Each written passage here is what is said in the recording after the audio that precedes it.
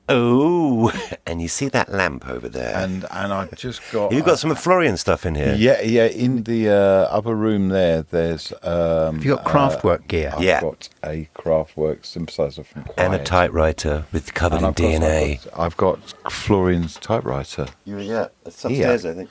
Is it? You've got a Kraftwerk synthesizer? Yeah, I just got it, yeah. Holy There was a big shit. auction of his stuff.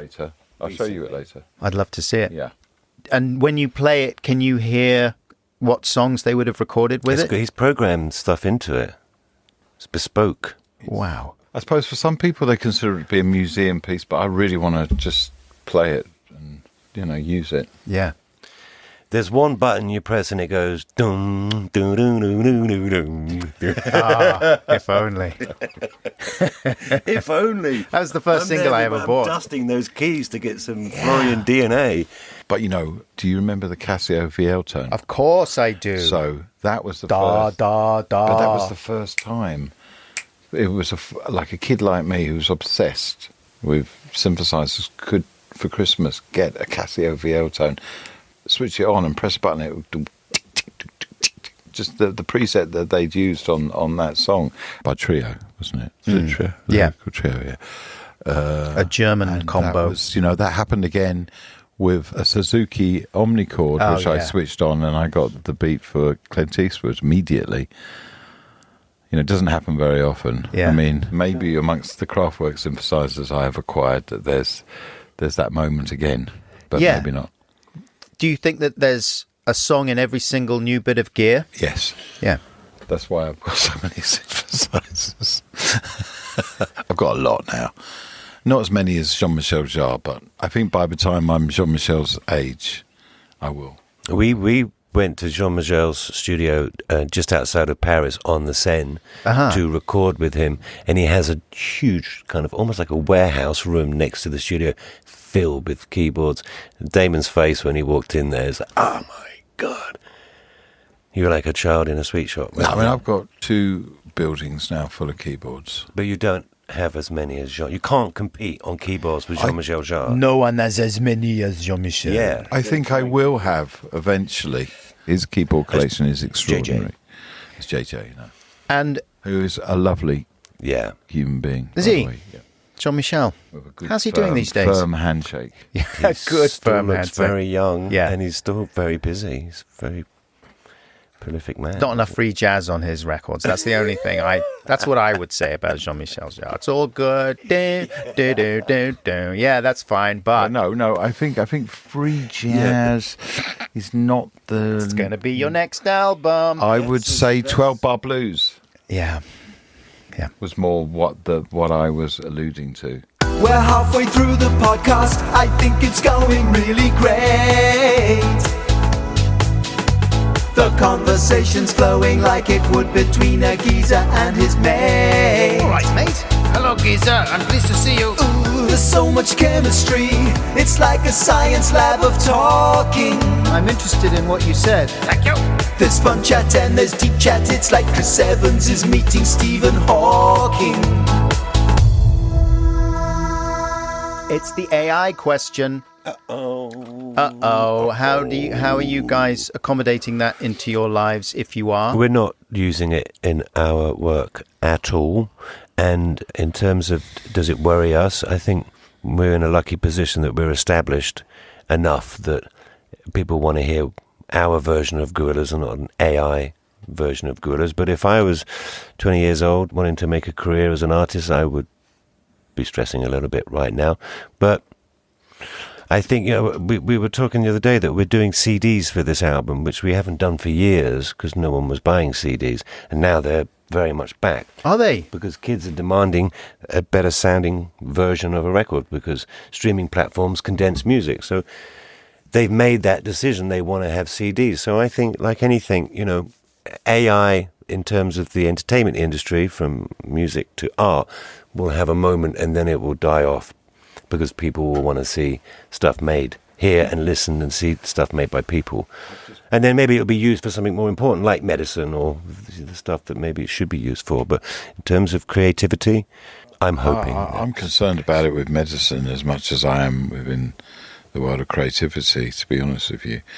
I've just bought myself a 300 CD random selector because I've got a lot of CDs and I haven't really listened to them for many, many years. In fact, I don't really feel like I've listened to music in that kind of way for over a decade because because I've never really embraced the digital world. I've never streamed anything. Oh, really? No, apart from kind of Netflix. Yeah.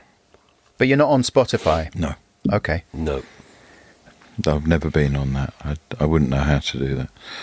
And I'm not on Instagram, I'm not on X, Yeah. I'm not on Facebook, I'm not on anything. So how do you listen to music then? Before you got your 300 CD changer? I just listen to it, you know. I mean, I've got an old jukebox. Okay. Got a record player. Yes. Listen to it in that way. Very retro. Not really. Just, I mean, it's not retro if you never stop doing it. I mean, it is if everyone else stops doing it. Yeah, but as you've Here we learned, go. Come on. Enough, you two. I'm not necessarily someone who, you know, is a slave to Scandals. sort of fashionable behaviour. Yeah. I was going to ask you how the symbiosis of visual art and musical art works. Is it a process that's changed a lot over the years with Gorillaz? It's quite a relaxed process. We just hang out together. So talk me through how this album came together then, for example. What's the first thing that happens with a project like this? This one's got quite a specific tale to it. It starts on November the 28th in Belgrade. We were shooting the live-action parts for the silent running video from the last album, and my wife was in Jaipur with her mother. They'd been there for a month, and they were about to jump in taxis to the airport and come home when my mother-in-law, Amo is her name, had a massive stroke and was rushed to hospital and went into a coma. So 4 days later, I was on a plane to Jaipur. I was there from the 4th of December until, 15th of January, dealing with that, trying to get her home in a coma, which was not easy. Should have been having the most traumatic experience of my entire life, which I was, but at the same time, I kind of really fell in love with Jaipur and the people, and there was a lot of warmth and kindness and support, and we would go off and have adventures in Jaipur, and it was just incredible. So when we finally got back to England, I saw Damon and said, we have to go to India to do something because it's incredible.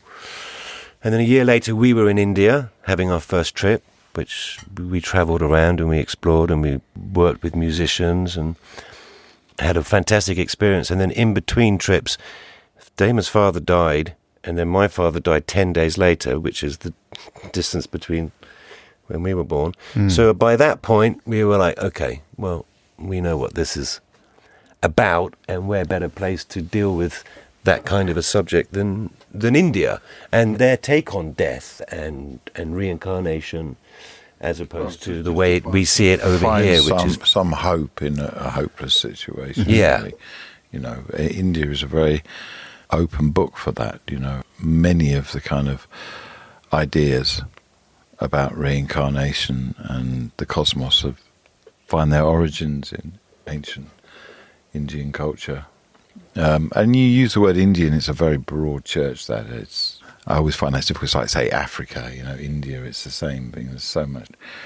Particular Varanasi, though, I mean, it's like nothing can prepare you for Varanasi. Whereabouts is Varanasi? It's on the Ganges, central. it's like the spiritual epicenter, isn't it? It's where they have the funeral pyres. There's been some kind of community there for 5,000 years, and they've been cremating bodies there for that long. So if you're there, you have a whole different feeling about death and rebirth. It just sort of seems to be so obvious. My experience of being in this hospital for all this time was that people were crying and sad about the fact that person they weren't going to see that person anymore in that form, but also there was a celebration of the fact that they were coming back, but they won't see each other again. So it was a very different sort of attitude towards death, and it kind of gave me a little bit of hope, or made me feel a little bit better about the whole thing. That you are coming back, but the possibility, chances of me bumping into you are 1,000,000 to 1, but good luck in your new life, and sorry not to see you like this again. Was that part of your kind of spiritual sense before that time? I've been interested in Indian culture through my parents since I was super young, really. I mean, and I'm not exaggerating here. I listened to Ravi Shankar before I listened to the Beatles. Because your parents were playing him? Yeah. Yeah. Have you seen the Monterey Pop film? Yeah. D.A. Pennebaker? Yeah, Yes. that ends with that extraordinary Ravi Shankar Yeah. performance. Yeah, I mean, and then the opportunity to work with Anushka. Who is Anushka? Anushka Shankar, Right. his daughter, Who's on this album? who's on this record and is obviously in that lineage and grew up playing with her father, felt very special to me. So these weird connections that weren't manufactured just sort of fell into place. And so this record ended up having this element to it about what happens when you die and how is that something we can believe in? What makes that possible in our imagination and our heart? Did you respond in similar ways after your dad's died? We had different relationships with our dads. Right, okay. What was your dad like, Jamie? Pretty tough. I didn't have a great relationship with him growing up at all. I think it got better later in life when he chilled out. But I've still felt like I had to give some kind of tribute to him in some way, which is kind of within this album. But I'm kind of thinking beyond that now. I'm thinking about me.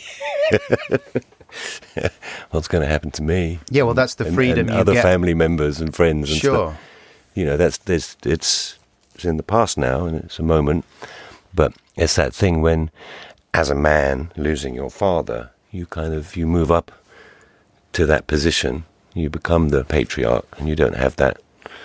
Well, I say safety net. I didn't really have the safety net, but you know what I mean by the father figure's gone. So I guess the trip to India helped me with all of that. I'm not afraid anymore.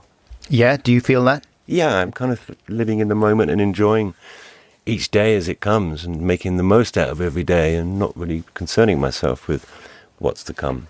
So, Did you feel literally fearful before, though? Did you feel like that was part of... no, it's just that thing you learn when you're young, and then, as you get older, that little voice in the back of your head that reminds you of that thing gets louder and louder. Of death? Yeah, but I'm not worrying about it at the moment. That voice has gone quiet again for a while. So, What was your dad like, Damon? Complex. I was hugely kind of influenced by my dad's ideas. But my dad was a very interesting thinker. Was he a teacher? He was a teacher, he was a writer, he was artist. an artist, a kind of strange, abstract mathematician. But I was very lucky, and both my parents were super creative and gave me an irrepressible creative itch. And confidence? And confidence, I suppose. But I mean, confidence is fantastic, but hard work is golden. I thought you were going to slip into a line from Blur then. Confidence is a preference, actually, for the habitual voyeur of what is known as. You have a confidence that comes... This is my interpretation of what someone like you is like. You have a confidence that comes from your abilities, your musical abilities, and that is a incredibly valuable bedrock. Yeah. But then informs the way you look at the world. Well, I have worked at my musical ability almost daily for nearly 40 years. Sure. So it's not something that But you're was honing it. honing it. Yeah, no, but you see, I see it more of why have I wanted to do that every day? Because I must love it, and I do have the capacity to work hard at it. I'm very single-minded when it comes to that. Well, you're evidently incredibly industrious, and you can hear the work in a good way. That I'm not saying that it's overwrought, your stuff, but listening to The Mountain, there's so much care and detail and... Yeah, I mean, I can do other stuff much more loose. Yeah, sure. It's just Gorillaz in particular, because it is a kind of soundtrack to an ongoing cartoon. It's a different mindset, you know what I mean? I mean, I'm playing, which I love doing as well, but it's not necessarily turns into records. You know? Yes. You use an effect on your voice on a lot of Gorillaz tracks. The 2D effect. Yeah, but that's something I kind of, it's a bit of a albatross, that one for me, because once I take that off, it's no longer 2D, it's me again, you know what I mean? Yeah. So... Yeah, but it sounds nice, though. Yeah, no, People it's a love thing. it. It's a thing, Why and I is it an accept it within the albatross? world of the cartoon. I accept that that's how I sound. Could you not take it off? Because I can take it off. Yeah, You yeah. can do anything, really. But I think some musicians stay away from any vocal effect because they feel it puts a barrier between them and the listener in some way. It's a world. 2D is a cartoon character. So you're staying faithful to him in that respect, even though when you're writing the songs, are you thinking about the characters? It's your work like musical that. Mel Blanc, isn't it? Right. Yeah. So you become the character. Yeah, I mean, I don't worry about that too much. It's like, what would 2D say here? Yeah. No, it's much looser It would than that. get very, There's very, no very rules. turgid very quickly if I was worrying about that, you know. I'm not a scriptwriter. They're the reason we can experiment and do whatever we want, because they're the band.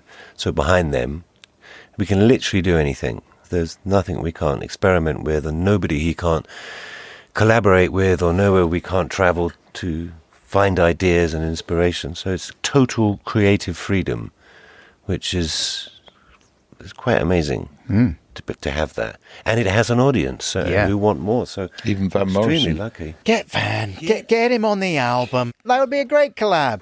You two bouncing off each other. Weak high fives. Bass in the right side got the bass. Bass now in the left side on the place. Bass in the right side got the bass. Bass now in the left side on the place. Shut up, shut up, shut up, shut up, shut up, shut up. There's been a lot of Gorillaz stuff made in this studio over the years. Yeah. Many sessions. Yes, many sessions. Although this isn't the original carpet. When I left, they changed the carpet. Because of the bloodstains. Blood stains, every stain imaginable was on that floor. The grime from your yoga sessions. Who have you had in here then? Who haven't we had? Who here, haven't we had? Marky Smith's been in here. Did you do Sean Ryder in here? No, that was in the... That was in the last studio, the one with Sean Ryder. Yeah, people like Grace Jones. Grace Jones, has she been in here? Been in here. She did the handstand just there. Aged, what, like Yeah. 100? Yeah, aged 100. What's she like? Still looking amazing. She was in her mid to late 60s. She's incredible. It's What do you amazing. chat to Grace Jones about? Just anything. It started in Jamaica, that, didn't it? Then she came here. So we Yeah, worked she with her in had quite a lot Jamaica. to actually say about Donald Trump, who she'd known socially in New York. Right, back in the... Studio 54. Yes. What was she saying about Trumpelstiltskin? Did she think that he was Trumpelstiltskin. unfairly maligned? Is that one of yours, Trumpelstiltskin? She wasn't necessarily the biggest fan. No.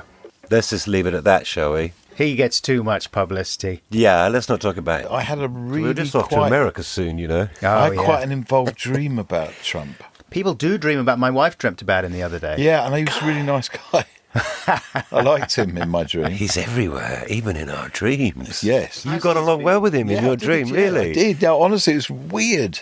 It's not like you. I actually found myself really going, I quite like this guy. Get People, it. everybody who meets him, not everybody, but people who meet him often say he's good fun. He's nice to hang out with. That's the problem with the guy, is that he's got some sort of affability. Yeah. Oh, yeah. That really, combined with power, does a number on people. But anyway, yeah. David Bowie died 10 years ago. Yeah. Did you spend much time with him? A bit, yeah. Did you ever work on anything with him? We were going to make a record together. That was his idea, which I got obviously somewhat excited about. But it never happened. He started.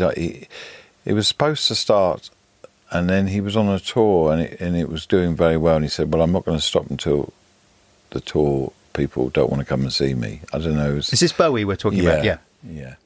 Do you remember when we lived together, we had an answering machine? Yes. And we had a lot of messages we had one from Pete Townsend. Hello, Damon. It's Pete. We had one from Chrissy Hine, and we had one from David Bowie. Do you remember? Yeah. Hello, Damon. It's David Bowie here. Yeah. And we never kept that tape, did we? I always remember an episode of The Ozone. Do you remember The Ozone? Yes. With Jane Middlemiss and Jamie Theakston? Yeah, Jamie Theakston. Well, I mean, we've got stories about anyone who was like in Light Entertainment in the 90s. Did you go nuts with Jamie Theakston? And he was around our Anton house Deck. once. And Anton Deck. And Anton Deck. Yeah. And the Spice Girls. I think you made one of them cry, didn't you? Huh? You were so mean to them. We went out with them. This idea that I'm mean to people. The true story is we had an idea. We wanted to do like a remake. Why do you say that? But I made someone cry because I was mean. Because I was there. We had an idea of remaking Derek and Clive with Ant and Dec. And we went to have dinner with them. We said, get you in the studio, get a few drinks down. And they said, we love the idea, but we're off to Australia tomorrow because we have a new TV program called I'm a Celebrity, Get Me Out of Here. And we had a bit of a night with them. We ended up getting quite trashed, I seem to remember. But maybe it was somebody else. But I remember a heated debate where somebody burst into tears. Maybe it wasn't one of the boys. Dec is the smaller one, isn't he? Yes. Yes, well, Dec was much more together than Ant. And Ant stayed and hung out with us, and I think Dec was a bit upset. The state and arrived and blamed it on us, which obviously is not fair. Got on the plane to Australia with quite a hangover. What made you think that Ant and Dec should get into a studio and record in the same way that Derek and Clive did? The same impulse that made us think a cartoon band could be a good idea, probably. Okay. I don't know, we were trying to be subversive, and they were kind of into the idea, but they said, look, we're busy for a while, we'll get back to this maybe, and then of course we never did, because that program's been going for, 25 years? Yeah. I mean, it's something I would like to hear. I'd like to hear Ant and Dec doing Peter Cook. No, because they were fun to hang out with, they're just like the rest of us, there were a few drinks, and it was fun. Yeah, we had a fun night. Then there was the occasion where we asked the Spice Girls if they would like to participate in a new rendition of Stockhausen's Contact. Mm-hmm. I just want to hear what Contact by Stockhausen sounds like.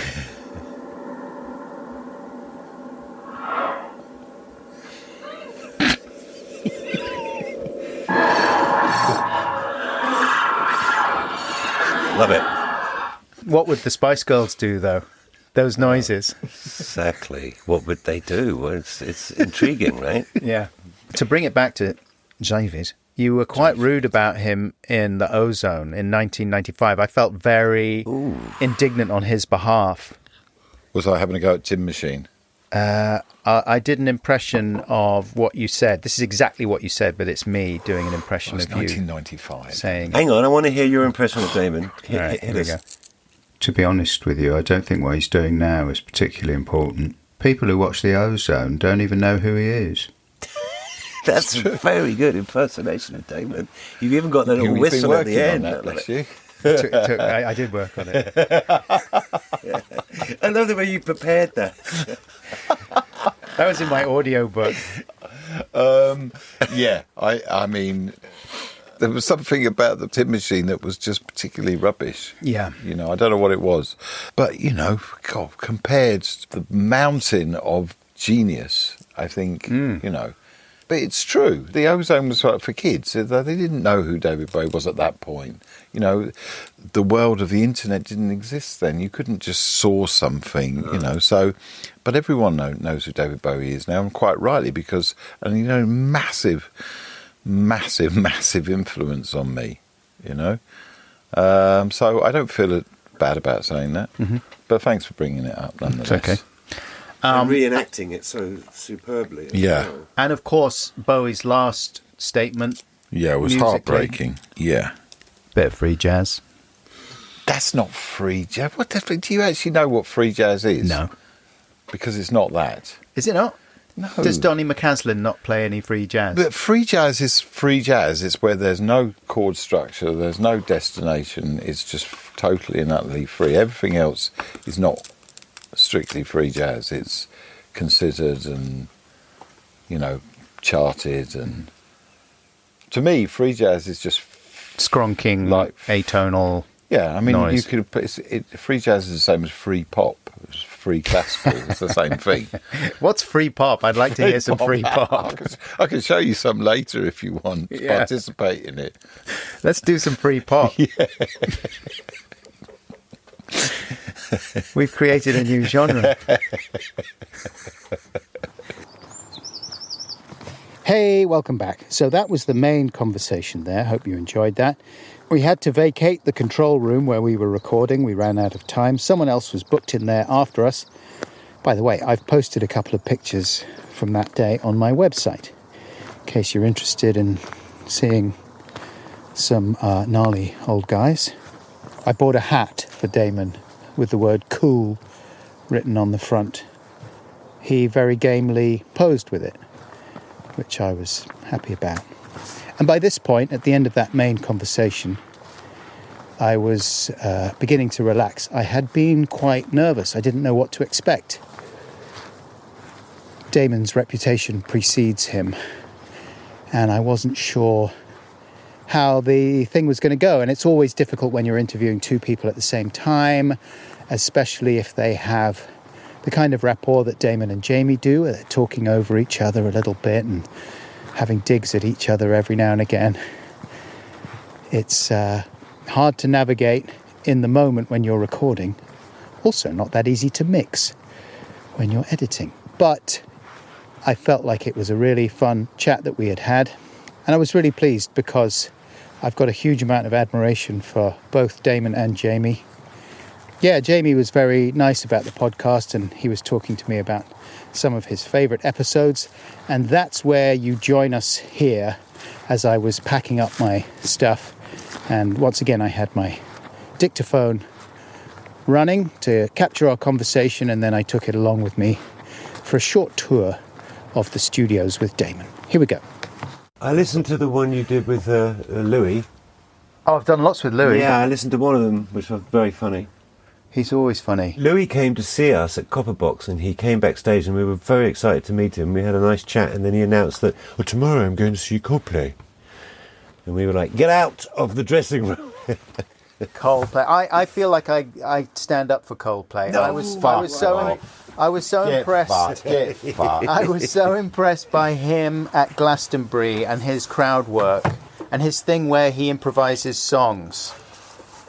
Yeah. You don't look convinced. Have you seen him doing that? What do you mean improvises songs? He gets the cameraman to focus on someone in the audience. Yeah. And their face goes up on the jumbotron. And then he says, oh, you're having an affair. And then he did that, yeah. But he serenades the person, or he makes up a song based on what they're wearing. Obviously, the cameraman... Anyone can do that. Do it then. Would you want me to sing a song about you? Oh, Adam, by the way you've dropped your zip to the bottom, I can see that within you are truly rotten. This is not as good as the stuff Chris Martin was doing What was at he Glastonbury. doing? He was doing, like, properly formed songs. And you think that hadn't been pre-prepared? Yes. I think... You're a fool. You're a fool. Simon Pegg... You're a naive fool. Simon Pegg is a friend of mine and a friend of Chris Martin's, and he was there at that Glastonbury show, and I said to Simon, does he prep the songs beforehand? And Simon says, no, he doesn't. Simon says... What, that he doesn't have chord sequences? Yeah, he might have chord sequences, sure. Have you seen Marty Supreme? Not yet. Not yet, but I mean, I'm a massive table tennis person. Because I know you boasted about beating Donald Glover at table tennis. Donald Glover? I've never played Donald Glover. Who on earth did you get that from? You told me that story. Childish Gambino. Oh, yeah. Not Danny Glover. Donald Glover, yes. Anyone can beat Danny Glover. He's like 85. I thrashed him at table tennis. I'm not answering that. I would like to play I would like to play Someone at the door, Timothy. Rick. You would like to play Timothy Chalamet? Yeah. And I almost had a chance to, he was going to come here, and there are a couple of occasions I very nearly played Drake, who claims he's really good as well. Uh-huh. I like that. I mean, Rio Ferdinand thrashed me, but he was still playing for Man U then. He was like a top athlete. He beat me on fitness. Yeah. But I Who don't is get, the best hip-hop artist table tennis player? Well, it Apart was from Kano, Charles. but I can beat him. Kano. Yeah, but he's pretty good. And you're really good, are you?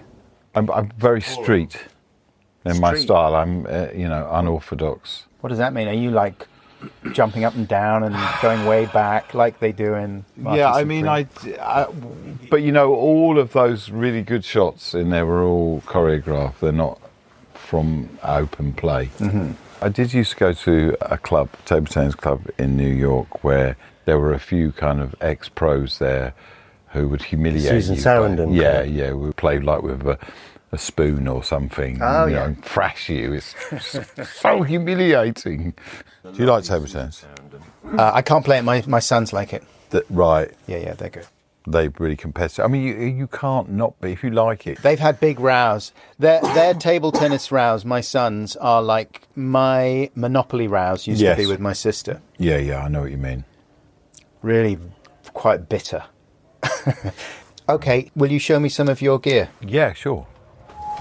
Walking down the red corridors. What are these studios called? It's called Studio 13. What about your bells? My bells. Brass bells. Yeah, I had 3 bells made for the notes of the keyboard hook on Melancholy Hill. But dun dun dun dun dun dun dun dun dun. Because there's only 3 notes. And I had them made they're like sort of £6,000 each to get because I was born in London Hospital in the sound of Bow Bells. So I went to the Bow Bell Foundry, which had started in 1630 or something like that. And they've still got all the old tools. So I had these 3 amazing bells made, but I don't think one of them's here. So you are an actual Cockney. I'm a Cockney, yeah. So when people were accusing you of being a Mockney in the 90s, that must have really made you well, people accused me of going to public school, I'm sorry. which is ridiculous. Yes. I went to Stoneway Comprehensive, which, believe me, was a very average state school. Should I be following you? Yeah, please.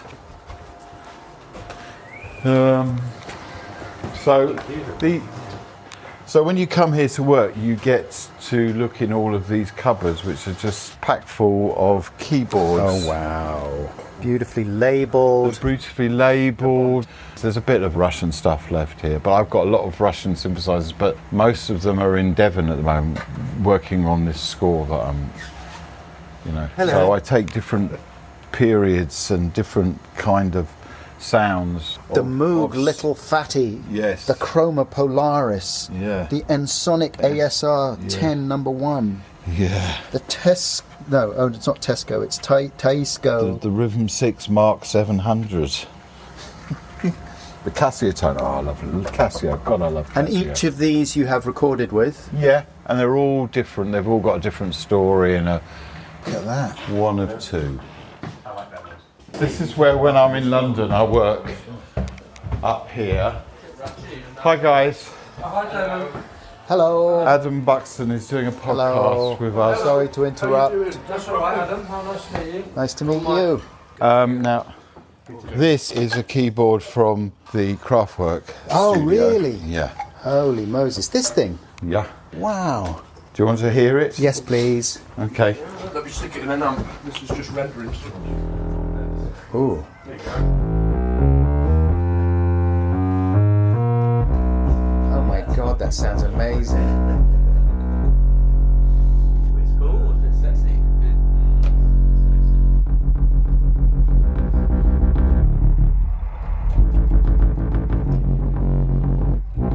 So There you that's go. a bass Do you want to synth touch it? keyboard. Yes, please. Touch it.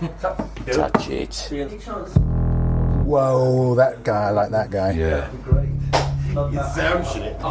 Amazing. Anyway. Fantastic. Thank you so much. Bring it back to guys. I appreciate it. Nice to meet you.